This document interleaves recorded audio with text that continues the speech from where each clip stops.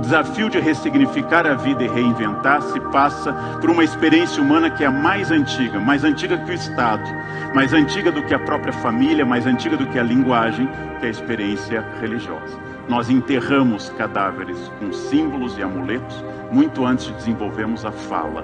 O homem do Paleolítico, ainda sem aparelho fonador adequado, já utiliza rituais de enterro, caracterizando uma preocupação com uma vida após a morte ou com cuidados com o corpo. Mas eu não me refiro por espiritualidade à capacidade de ter uma religião e exercê-la, ainda que a sociabilidade disso seja notável. Um grupo ligado a uma igreja, um grupo que organize tanto seus cultos, missas, suas sessões espirituais, junto com uma espiritualidade social, é muito importante. Mas eu me refiro como espiritualidade à sua capacidade de ir além da matéria e ressignificar pela filosofia, pela teologia, pela arte, pela estética, pelo serviço social, para que você saia do hic et nunc, esse aqui e agora, que nos prende a vida inteira a um sentido de tarefeiros, de resolver tarefas.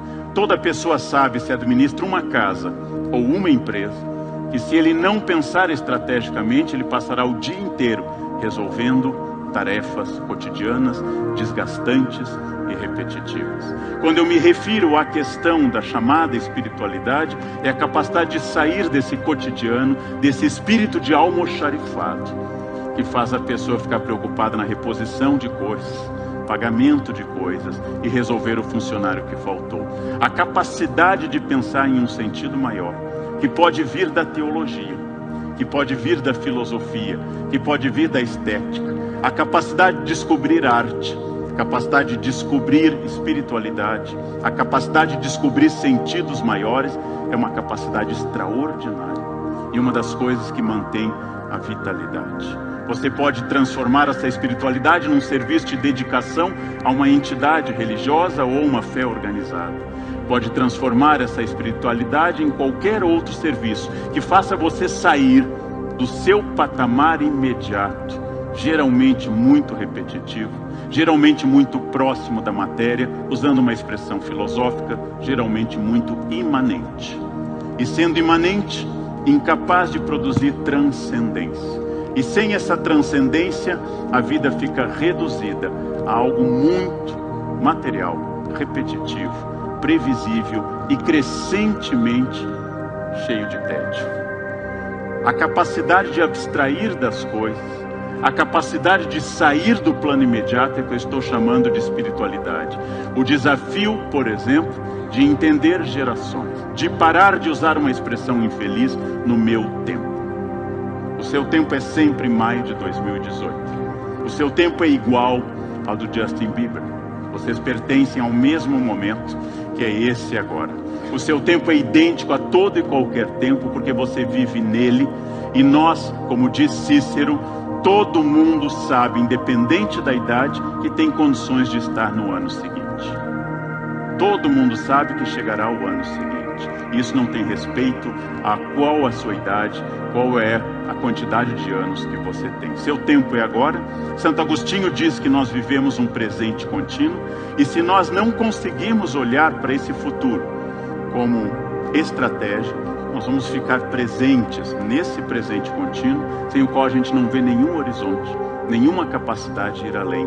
Vamos ficando cada vez mais destituídos, aquilo que Reich chamava de uma peste emocional, destituídos de garra, de gana, de vontade de fazer coisas. Porque não há como sobreviver, gente, ao dia a dia da profissão, ao dia a dia de qualquer coisa, ao dia a dia do casamento, ao dia a dia de qualquer atividade, se eu não consigo transcender essa atividade.